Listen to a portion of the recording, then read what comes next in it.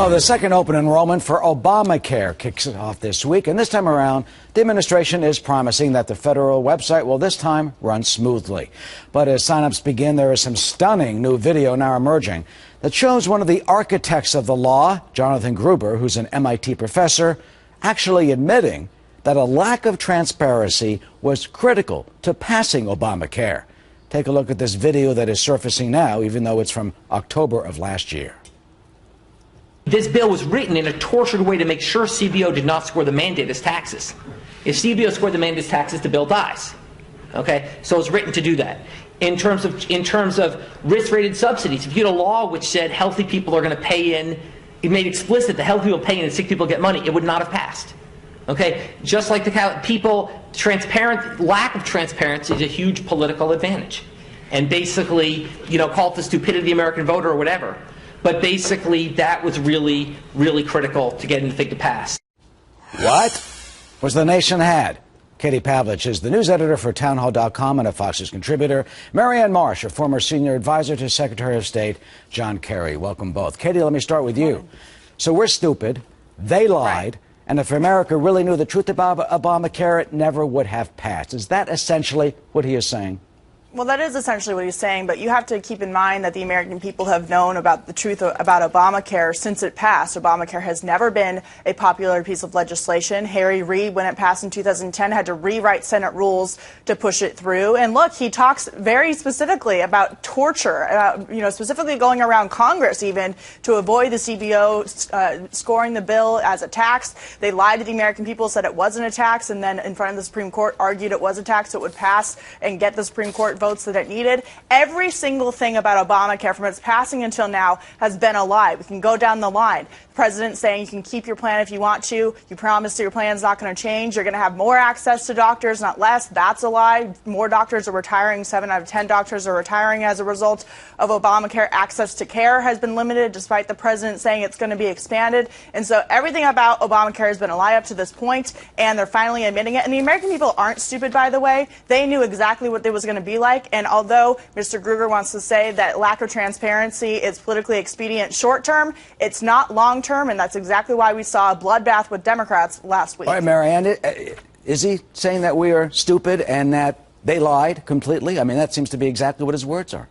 How does he get out of this? I think the American voters are a lot smarter than an MIT professor who's dumb enough to say that. Here are the facts, okay?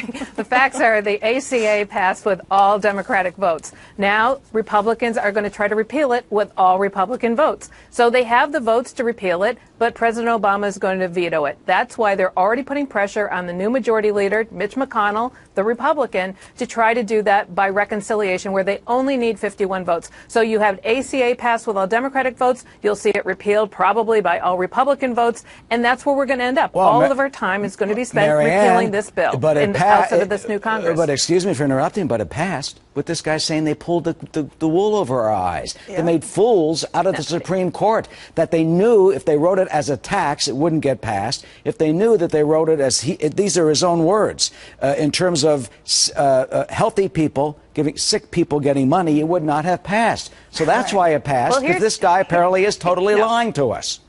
Here's the good news. Jonathan Gruber is neither the President of the United States nor a member of Congress. What is going to happen here is the fact is Democrats were voting. The voters are. Hold on, Katie. The fact here is Democrats were voting for the Affordable Care Act no matter what, period, end of sentence. Republicans are going to vote to repeal it, period, end of sentence. And the Supreme Court is now reviewing it, period, end of sentence. That's where we are. So the fact is this country, and going back to what Britt Hume said a little earlier in this hour, even though people care more about the economy and getting people back to work, we're going to spend months and months and months now, once again, on the Affordable Care Act. Well, Jonathan, if that's what Republicans want to go to 2016, Katie, so be it. The worst news is Gruber was one of the architects of Obamacare and of the whole thing.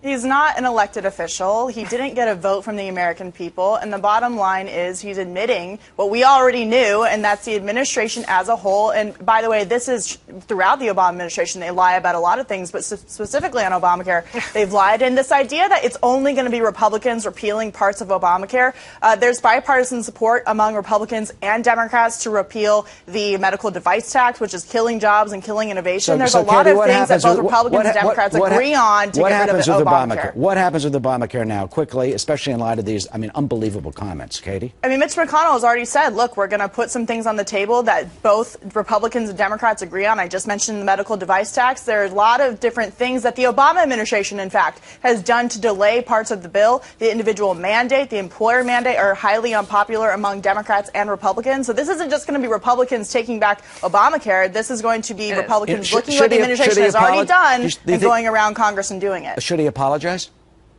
He should absolutely apologize, but he's not going to. He's actually been MIA. He's been missing. We don't know where he is, even though the Obamacare's back from the Supreme Court. We have no idea where he is.